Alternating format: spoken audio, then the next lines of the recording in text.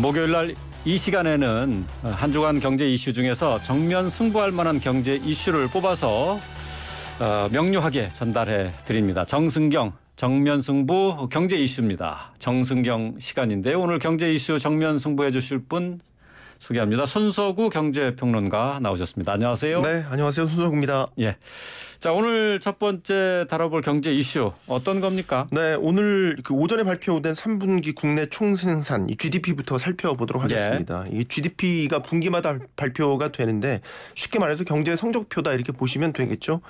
3분기 GDP가 시기적으로 보면 상당히 중요했어요. 왜냐하면 1, 2분기까지는 그래도 코로나 사태 후에 소비 심리가 살아났었고 정부 재정 집행 효과도 남아 있다고 봤거든요. 네. 이제 3분기부터는 금리 인상, 세계적인 금리 인상 여파가 실물 경제에 본격적으로 영향을 미치기 시작한 시기였기 때문에 상당히 주목해서 봤었는데 예. 7, 8, 9월 되새겨 보면 역시 중앙은행들 금리 계속 올리면서 환율 계속 올랐지 않습니까? 네. 물가도 이 때문에 기록적으로 치솟았던 시기였고요. 그러니까 고금리, 고환율, 고물가 이렇게 3고의 파고가 본격화됐던 시기였다 이렇게 볼 수 있겠죠. 자, 그 걱정을 했었는데 결과부터 말씀드리면 3분기 GDP 전 분기 대비 즉 2분기랑 비교했을 때 0.3% 성장했습니다. 0.3% 전분기에 비교해서 0.3%. 네. 마이너스 성장은 아닙니다만은 네. 이게 뭐 좋은 성적인지 나쁜 성적인지 좀 이게 지금 뭐 경제 상황을 반영한 거기 때문에 그렇죠. 이걸 어떻게 판단해야 될지 모르겠네요. 그러니까 앞서 이제 많이 걱정했다고들 그랬잖아요. 네. 그래서 되게 못할 줄 알았는데 그렇죠. 생각보단 덜 못했다. 예, 뭐 이렇게 좀 평가할 수 있을 것 같습니다. 생각보다 잘했다가 아니라 덜 못했다. 예, 잘한 건 아니죠. 국내외 기관들이 이제 3분기 한국 성장률 예상했었을 때 보통 전분기 대비 0.1% 성장 혹은 제로 좀 나쁘게 보는 데는 마이너스 역성장 이렇게도 예. 보는 것도 있었거든요. 그래서 그거를 비교하면 나쁘지 않은 건데 그렇다고 잘한 건 아니죠. 예, 1% 크게 밑돌기 때문에 저성장이라고 봐야 되고 분기별로 이렇게 추세 흐름이나 이런 걸 봐도 반등할 여지가 크게 없거든요. 네. 그렇군요. 예. 자, 4분기 성장률 그러면 이게 좀 불안한 것 같은데요. 네. 그러니까 경제도 흐름이라는 게 상당히 이제 중요한데 앞서 말씀드린 것처럼 이제 3고 제가 말씀드렸잖아요. 이게 더 심화되면 심화되지 나아질 여지가 없죠. 지금 미국 연준 같은 경우도 올해 내내 금리 계속 공격적으로 올릴 태세니까 이렇게 되면 강달러기죠. 원달러 환율 계속 오를 여지가 크죠. 환율 오르니까 물가도 역시 계속 자극받을 여지가 크죠. 그렇죠. 그러니까 우리 경제 구조상 이 3고가 계속 서로 맞물리면서 악영향을 주고 있는 그런 상황인데 결국 이런 악순환의 끝이 뭐냐라고 본다면 다 걱정하시는 거 경기 침체 아니겠습니까? 생산, 소비, 투자 이렇게 경제에 받치고 있는 축들이 결국엔 동력을 잃어버린다는 뜻인데 오늘 한국은행 발표 보면요. 4분기 성장률이 만약에 제로 정도로 달성을 하게 되면 연간 성장률 전망치 2.6% 달성할 수 있다. 이렇게 얘기를 했거든요. 이게 뭐 긍정적으로 뉘앙스가 비춰질지 모르겠지만 결국 이게 최선을 다해서 경기 침체 안 가도록 마이너스 성장 안 가도록 방어를 해야 마이너스 성장 안 한다. 그럼 냉정한 현 주소 나타내는 것 아니겠습니까? 연간 성장률 전망치 2.6% 어쨌든 이거는 달성할 수 있다라고 그래도 낙관적으로 본다는 얘기예요? 비교적 3분기가 생각보다는 성장률이 좀 높게 나왔기 때문에 연간으로 따져보면은 당초 연초에 이제 제시했던 한국은행 목표치 2.6%는 달성 가능할 것 같다라는 거죠. 물론 100%는 아닙니다. 네. 자, 고물가, 고금리, 고환율 이 3고 시대. 자, 우리 경제 순항할 수 있도록 조금 관심 갖고 지켜봐야 될 것 같습니다. 자, 계속해서 이제 레고랜드 사태를 좀 짚어보도록 하겠습니다. 오늘 오전에 강원도에서 문제가 된 기업어음 채무를 12월 15일까지 상환하겠다.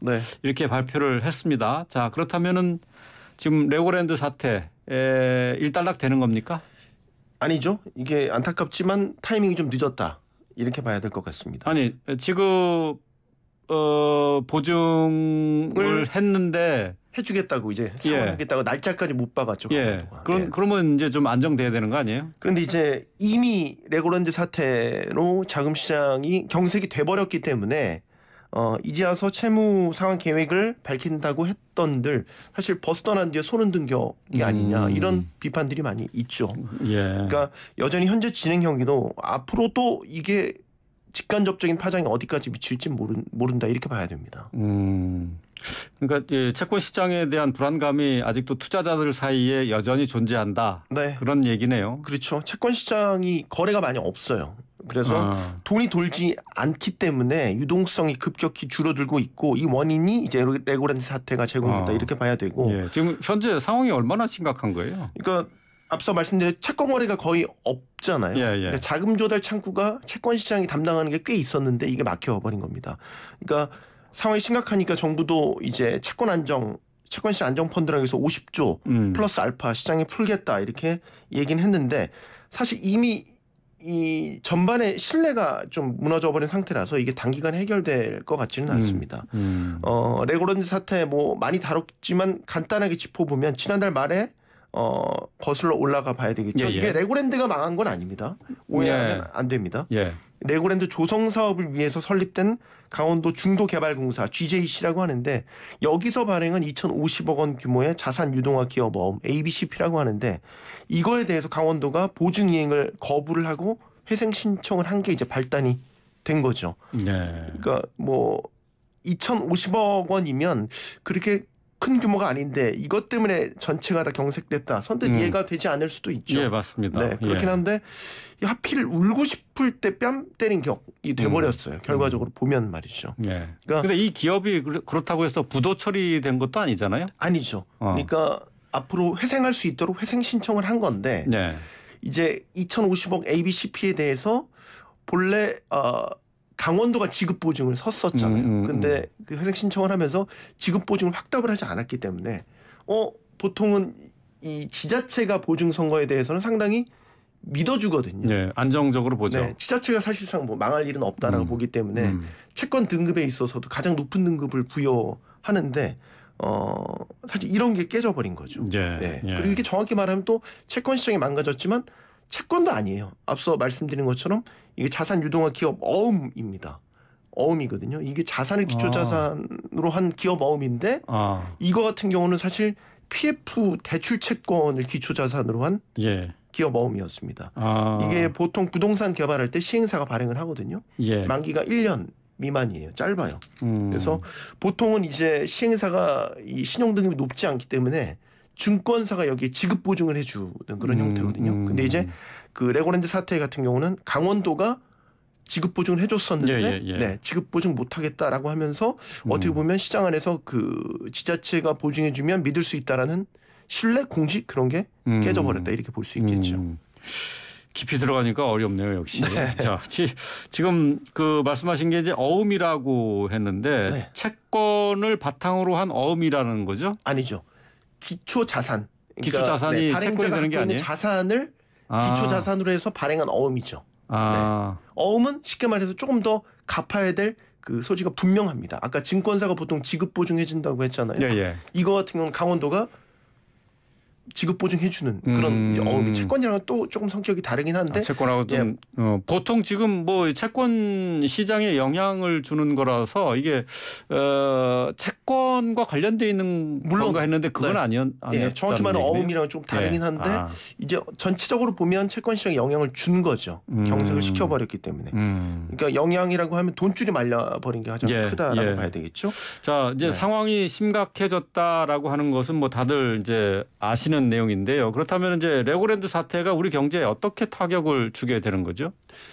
뭐 우리가 이제 일반 기업도 그렇고요, 지자체도 그렇고, 뭐 공기업도 그렇고요, 채권 시장 통해서 자금 조달하는 게 상당히 많아요. 네. 채권 발행해서 자금 조달하고 이게 이제 우리가 따지면 국채, 지방채, 회사채 이런 것들인데 채권 거래가 많이 줄다 보니까 채권 시장 통해서 자금 조달을 원활하게 못하게 돼버리는 꼴이 된 거죠. 네.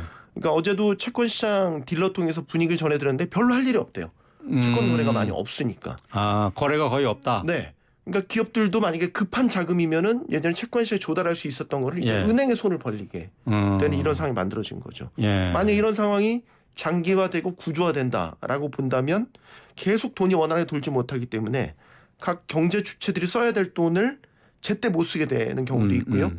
비싼 금리로 또 돈을 빌려야 될 수도 예. 있고요. 예. 그래서 자금 조달 비용 올라갈 테니까 뭐 예를 들어서 1억 빌리라고 했다가 부담돼서 5천만 원만 빌릴 수도 있고 그러면 예.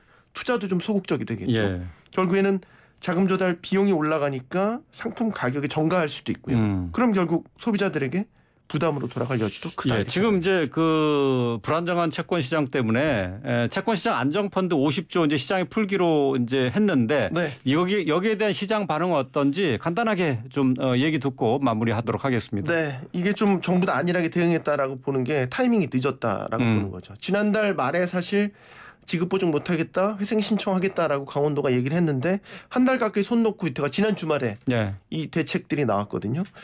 조금만 서둘러서 채권 시장의 유동성을 공급하는 대책 발표했다면 이렇게 시장 신뢰가 무너져 버리지는 않았을 텐데 하는 예. 아쉬움들을 가장 많이 갖고 있는 것 같습니다. 그래요. 예, 네. 알겠습니다. 자, 오늘 말씀 여기까지 듣도록 하겠습니다.